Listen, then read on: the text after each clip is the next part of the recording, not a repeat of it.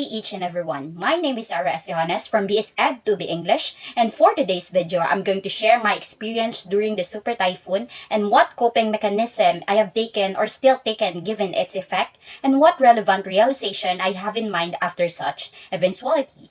In all, I'm going to share my experience, coping mechanism, realization during the super typhoon Odette. The first is my personal experience with super typhoon Odette. We had already prepared all the necessary items at that time.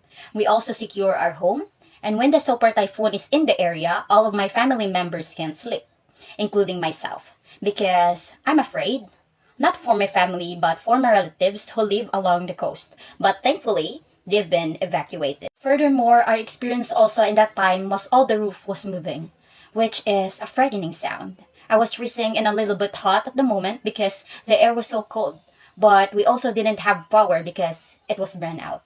During the super typhoon, I also experienced that our house was completely dark, and the only light that we have is a ring light, flashlight, and candles.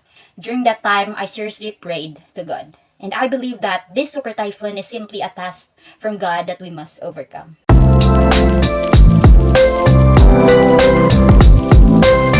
The coping mechanism that I have during the super typhoon is I kept myself calm by listening to the music and keep up with the latest weather reports on our radio. As a result, I can ensure that the area where we seek refuge is away from windows and doors on the lower level of structure. In addition, during the super typhoon, my coping mechanism was to talk with my family about the effects of natural disaster, which was the super typhoon. Following that, we share our feelings with others, or at the absolute least, I, like my sister, finds a means to convey my emotions. My coping method following with the super typhoon is to look out ways to help others. It can give me sense of agency, purpose, control, and empowerment by assisting others. Also, it's a huge comfort for me because my family and I serve people without expecting any return.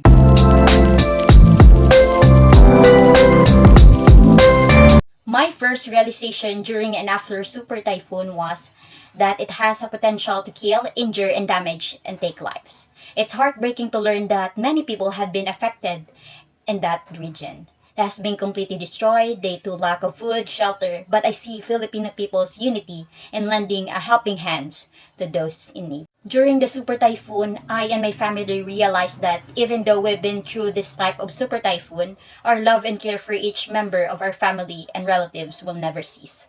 Also, I realized that I should never stop praying. Since God hears our prayer, I should be grateful that I and my family relatives are safe during the super typhoon's passage over our area. I also learned that this super typhoon is merely a test from God to build our confidence, faith, and trust in Him.